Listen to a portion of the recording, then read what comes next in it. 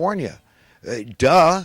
That's the only reason. I mean, is it really any worse? I mean, you think you don't have soup kitchens? Look in your town. I mean, it's everywhere.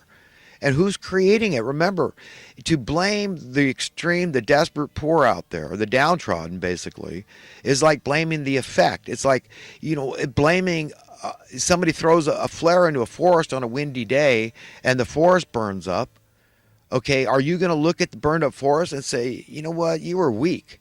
Okay, you just, there's trees that were just you struggling to survive, that were burnt halfway, and maybe those die, maybe they'll survive, and you're all castigating, excoriating those trees, looking down on them for being weak, not being resilient to the flames of hell that were burned them up, scorched and cremated. So many of the your fellow trees. I mean, it's just, and then we're going to blame the effect, okay, instead of the cause. The idiot that threw the flare into the forest on a windy day. You understand? To me, that's as clear as I see it.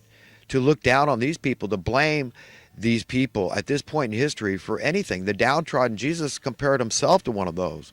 Just remember how you think about people. It's what you're harboring in your heart, what you're cultivating in your mind, in your spirit, in your soul.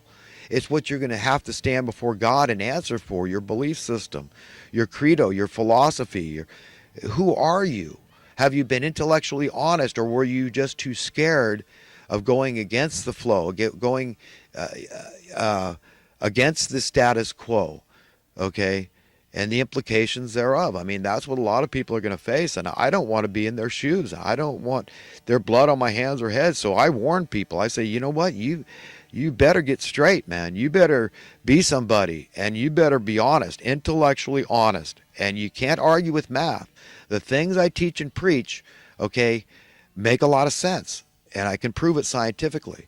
So, when I start talking about what's happened here, it's by deliberation. Understand, it's by intent.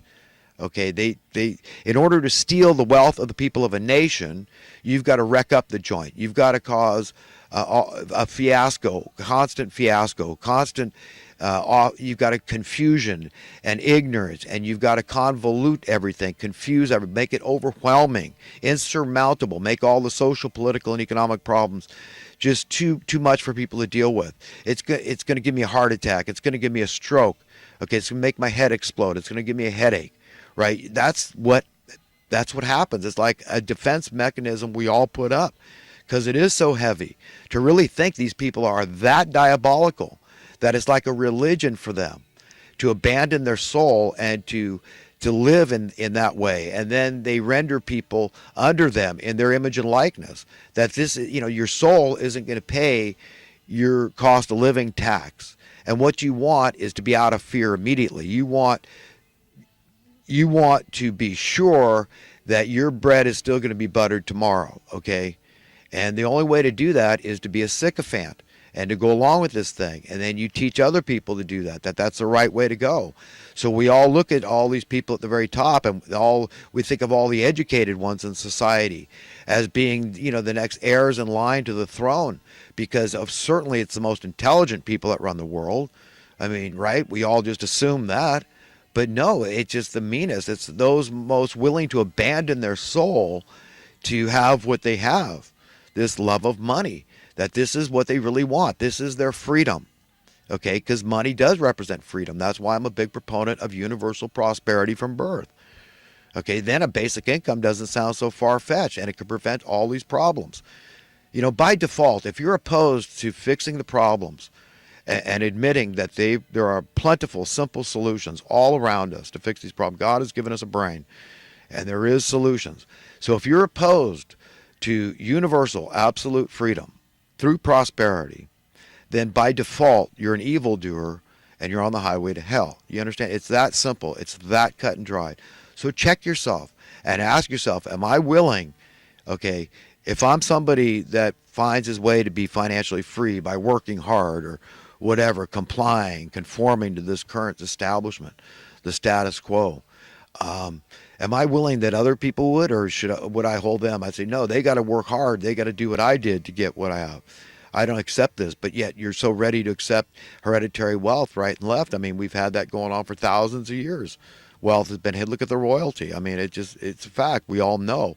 And we all, oh, it's okay. Well, they were just born into it. But you can't accept that to be the universal paradigm.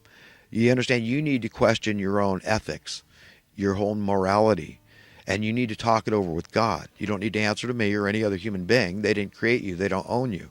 But you do have to answer to your own conscience and to be really who you want to be, not who the little voice in your head that's babbling to you, telling you, no, you just want money. You just want the power, the temporal status that comes with the money, and people saying, wow, they think of you as successful and you're really somebody. And, you know, maybe you have fame too to add to your fortune. I mean, a lot of times these go hand in hand because rich people, successful people are very popular, right, in the world that's run by Satan through the money.